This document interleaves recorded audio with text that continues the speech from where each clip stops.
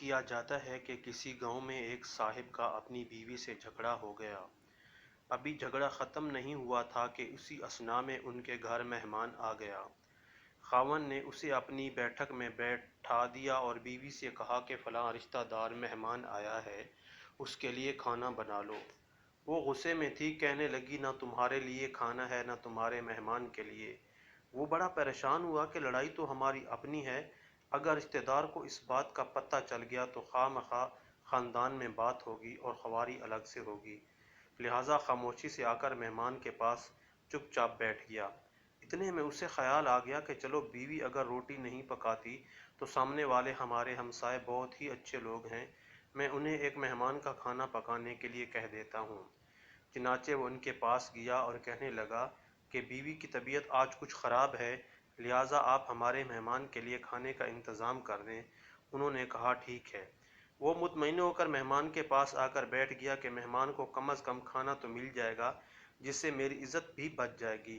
تھوڑی دیر کے بعد مہمان نے کہا ذرا ٹھنڈا پانی تو لا دیجیے۔ وہ اٹھا کہ گھڑے کا ٹھنڈا پانی لاتا ہوں۔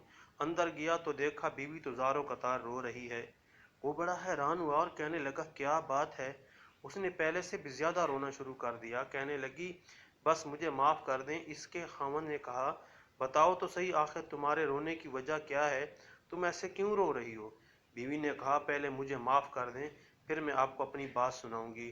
خیر اس نے کہہ دیا کہ جو لڑائی جھگڑا ہوا میں نے وہ دل سے نکال دیا ہے، تمہیں معاف کر دیا ہے۔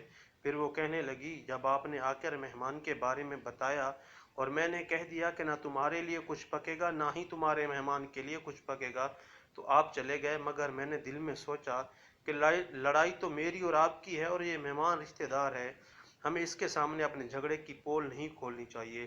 چنانچہ میں اٹھی کہ کھانا بناتی ہوں۔ جب میں باورچی خانے میں گئی تو میں نے دیکھا جس بوری میں ہمارا آٹا پڑا ہوتا ہے، ایک سفید لباس شخص اس بوری میں سے آٹا نکال رہا ہے۔ میں یہ منظر دیکھ کر سہم سی گئی۔